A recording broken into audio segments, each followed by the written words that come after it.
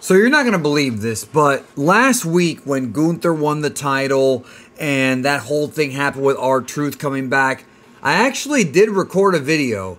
I recorded a video, and the video, I recorded it, I exported it, I thought it was up, and then I realized that I had forgotten to upload the video. Like, I literally found the audio file on my PC and forgot to upload the video. So instead of talking about that, I want to instead talk about what happened after that, which is the John Cena pipe bomb on Friday. Also, I do want to discuss my thoughts on Gunther versus Goldberg. Get those out of the way real quick. It's Goldberg's last match. No, he should not win. I've seen some people suggest that he's going to win, or that even it's not really his last match and that Gunther will drop the title to him and then beat him in the rematch. No, this is not the time for that. If you look at the last few appearances, the last few matches that Goldberg has had, specifically the one against The Undertaker, he's dangerous. I mean, he's honestly dangerous. The guy gets a concussion from headbutting the lockers in the back. So I don't think that he should be wrestling any more matches, but he wants to wrestle, and he wants to wrestle his last match with his son there. And I respect that, and I respect Bill Goldberg as a father tremendously. Tremendous respect for him as a father. I feel like he should not win that match as Saturday night's main event. Gunther should retain strongly, and maybe if they're going to take Goldberg's son, if he's actually trying to be a wrestler, you could build up a storyline with him going after Gunther in a few years once he's trained. This would be kind of like long-term thinking. Hopefully Gunther will stay healthy enough to see that play out. Now, I want to discuss the John Cena CM Punk thing. So, I do like kind of what they did. I'm not sure how I feel about the DQ finish, but I like that Ron Killings is now back to being serious again. He's not going to be that comedy character. I'm sure he'll do a little bit of that. I mean, it did get him over in the future. But right now, I really like how he's a no-nonsense guy focused on getting vengeance. Now, a lot of people have been speculating that coming up at the Night of Champions pay-per-view, that Punk is probably going to beat John Cena and that Seth Rollins is going to cash in on Punk. And that could happen. That's actually the most straightforward, logical, and seemingly no-brainer of a finish. However, I don't think that's the case. I think Cody and Randy Orton are going to wrestle for the King of the Ring trophy, and Cody's going to beat Randy Orton, setting up something with him and Randy down the road, and I think Cody will take the title back at SummerSlam. That's my prediction for what's going to go down.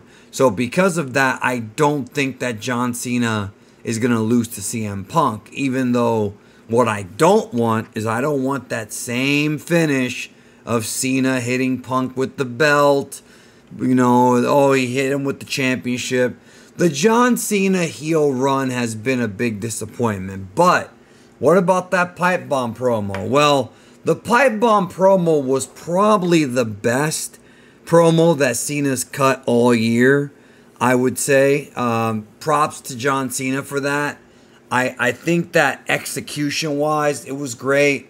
The stuff he said was great, and it was greatly set up because, you know, you've got Punk in the ring after a table spot, which, to be honest, he was down a hell of a lot longer than would make sense compared to other times when people are down, you know, when it comes to a table spot. But, so Cena gets on the mic, and he starts, you know, sort of poking fun at the pipe bomb promo from 2011 and at Punk being a hypocrite. They're not straight up telling the audience where the hypocrisy comes from, but I think the people, especially those online, know that it's a reference to CM Punk's tweet when he was in AEW at The Miz, when he talked about The Miz getting paid Saudi blood money. And for a while, we were not sure if Punk would ever even do a Saudi show. We thought maybe he'd skip out on that, but he is doing a Saudi show. Therefore, it's one of those things where I don't know if WWE is like purposely trying to like poke at him, you know, for making that tweet all those years ago, or if he just agreed to it. But what's really changed between then and now? It's a big match with John Cena. It's hard to say no. I do think that Cena will retain. Part of me thinks that Seth will screw Punk and maybe tease cashing in on John Cena, but not doing it. But I don't think that Punk will beat Cena, although if he does, it would not surprise me. I would actually hold back that Money in the Bank for down the road. Not saying that it has to be done too late. Doesn't have to be next year, but it could be if they can find a good way to kind of book this out. Hopefully Triple H has everything booked out. But the Cena promo was good. I think it's a little tiny bit overhyped though. Like, Cena was a lot more comfortable.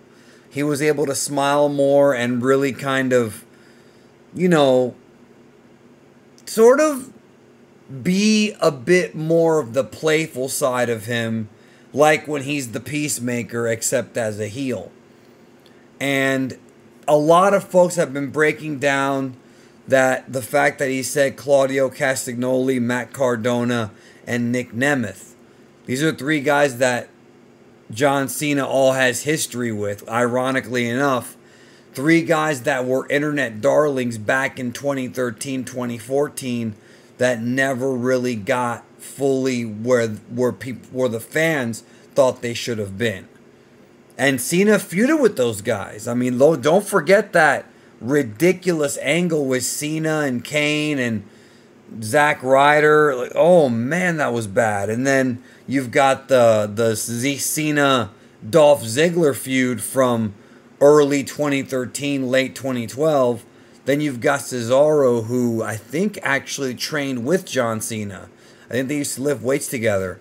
But some folks are saying that because he picked Nick Nemeth and Matt Cardona, it's supposed to be a reference to Nick and Matt Jackson, the Young Bucks.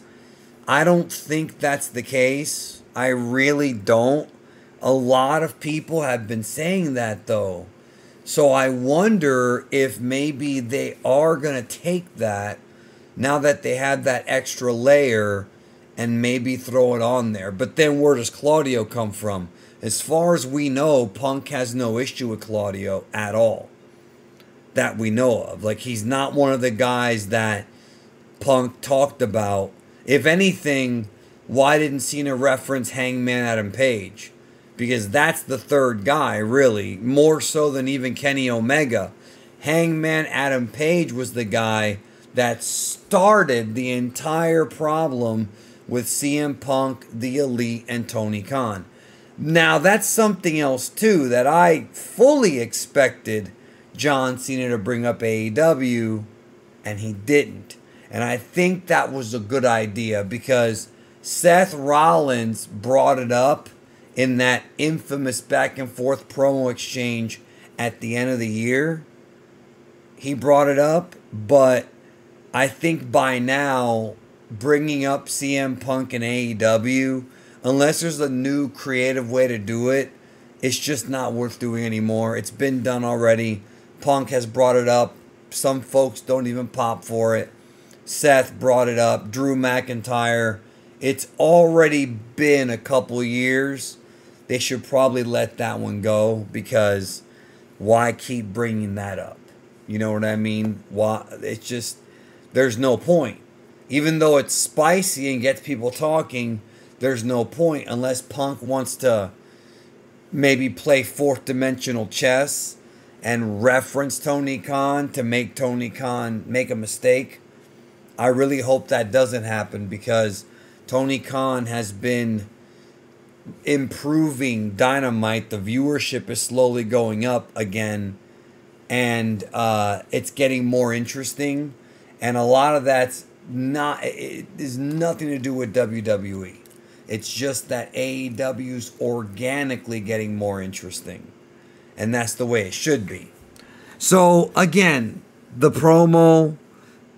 Oh man, it wasn't as good. It wasn't bad at all. It's the best John Cena promo as a heel so far, but I don't think it's as big as everybody's been hyping it up to be. It was okay. I don't think it compares at all to Punk's promos in 2013 or even the 2005 original pipe bomb from Ring of Honor when he left that company. Or he didn't leave right away. He signed his WWE contract while still being their champion. It was a very similar thing they did in 2011, but it was a great storyline. ROH did a great job with it. Anyways, yo, those are my thoughts. What are yours? I'd love to hear them. We'll talk soon.